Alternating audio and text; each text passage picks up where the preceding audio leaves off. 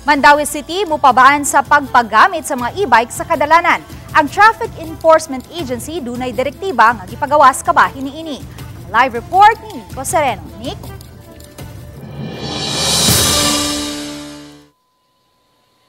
Yes, may bawal ang mga e-bikes kini ang mahimutan sa Traffic Enforcement Agency sa Mandaue pag-abiso sab nila sa katawhan.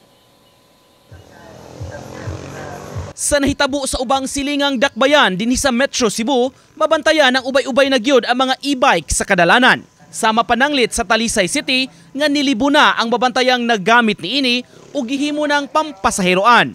Apan sa Mandaue City, gipahibaw sa mga traffic officials ilang idili ang pagpagamit sa e-bikes. Matud sa labaw sa Traffic Enforcement Agency sa Mandaue, pamaagi kini nga pagsigurong hawan ang daan ug dili mapuno sa mga sakyanan. Gihimong sanglitanan ni Hil Retuya ang pagdili sa mga tricycles kaniadto nga makasubay sa mga main road sa Mandaue. Mandaue City has moved heaven and earth para kuhaon ang tricycle na to sa national highways. Current law nga ato ang sundon jud unta, ang e-bike should kuan jud unta kanang should be registered and ang iyang driver should be licensed. Gikatakdang mulusad ang team ug operasyon batok sa mga e-bikes nga gihimong pampasaheroan kun dunay mga nag-operate niini. Pasabot ni Retuya, nakadawat sila og impormasyon kabahin sa posibleng operasyon sa e-bike sa Mandaue. Maong ilang gipahibaw ng daan ang palisiya sa syudad sukwahi isab sa nahitabo sa ubang lugar.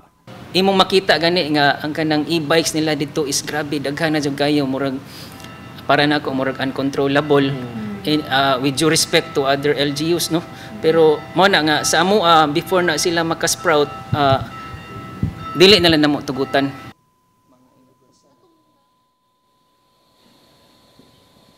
Matod sa team kun dunay mga e-bike nga labi na kining pampasaheroan nga ilang ma-apprehend sa kadalanan, ilaw niyang i-impound kining mga unit mong nagpahimangno na ni silang daan sa mga dunay e-bike ug mugamit niini alang niining maong katuyuan. May Daghang salamat, Nico Sereno.